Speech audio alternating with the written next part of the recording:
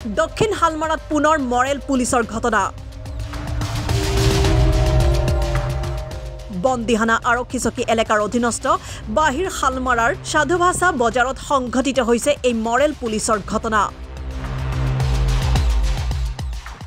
জৰুৱা চৰৰ পৰা বজাৰখনলৈ ফুৰিবলৈ যোৱা চাৰিজনীয়া যুৱকৰ দলক সন্দেহবশত মাৰপিট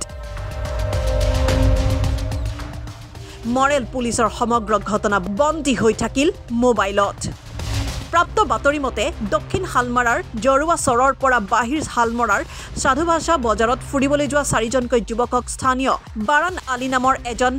মাত্তবৰে সন্দেহজনকভাৱে আটক কৰি মাৰপিট কৰে মাত্তবৰ বাৰান আলীয়ে যুৱক চাৰিজনৰ পৰা বৃহৎ পৰিমাণৰ ধন জৰিমনা লৈ তেওঁলোকক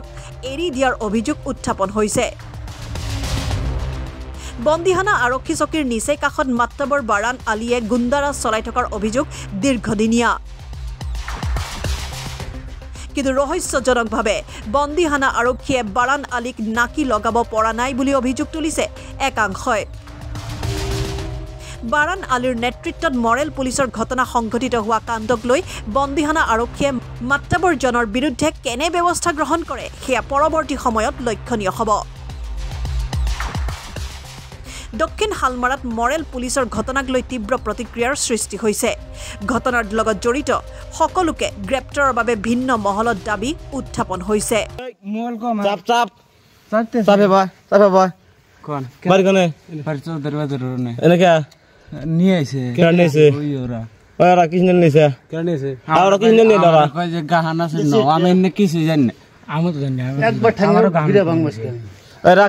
क्या रखছে ও রাখছে কিসনে গেলাইছে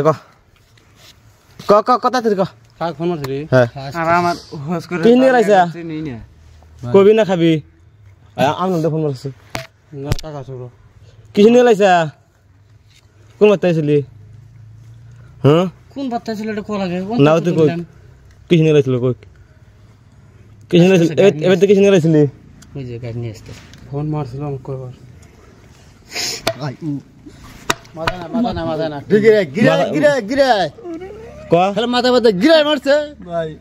মানলো না একদম মারছে উল্টি বসা